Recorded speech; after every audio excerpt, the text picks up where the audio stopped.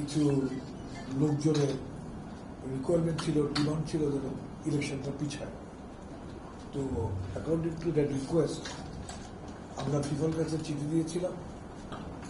এই কপিটা আপনাদেরকে দিয়ে দিবেন। চিঠির উত্তর দিয়ে দিয়েছে যে ইলেকশন কোনোভাবে একদিনও পিছানো যাবে না, এটা ফিফা ইনস্ট্রাকশন দিয়ে দিয়েছে। সো এই চিঠিটা আপনাদেরকে কপি দিয়ে দিবে, so you can find out যে ফিফার মাইন্ডটা।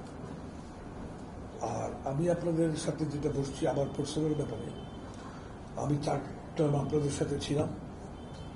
I consider myself two be very lucky যে এই সুযোগ আমার জীবনে আসছে।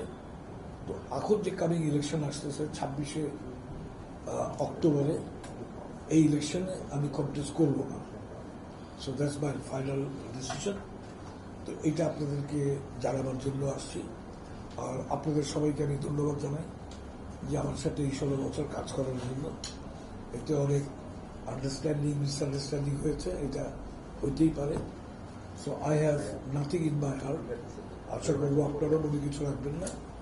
So thank you very much for your support and your let's hope যে বাংলাদেশ ফুটবল ফেডারেশনের যারা আরো উন্নতি হয়, বাংলাদেশ ফুটবল ফেডারেশন যেন এই ফিউচারে খুব ভালোভাবে থাকে এবং ফুটবল যেন ভালোভাবে থাকে।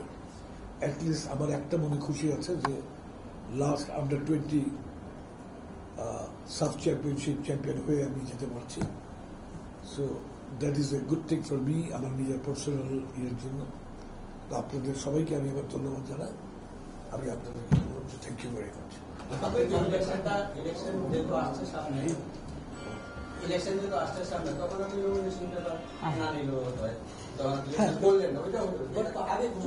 আমি আগে দিয়ে দিলাম যেন কনফিউশন না থাকে, কারো কোনো কনফিউশন না থাকে, কারো কোনো আপনারা দেখতেছেন অনেক কিছু কনফিউশন না থাকে। এই জন্য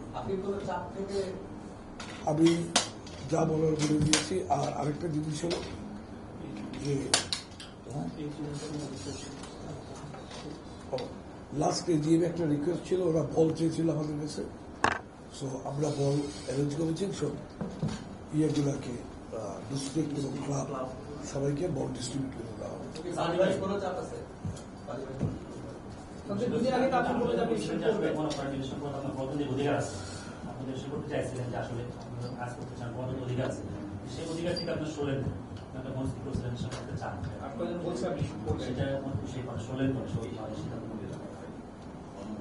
আমি আপনাদের কোনো উত্তর দিব না।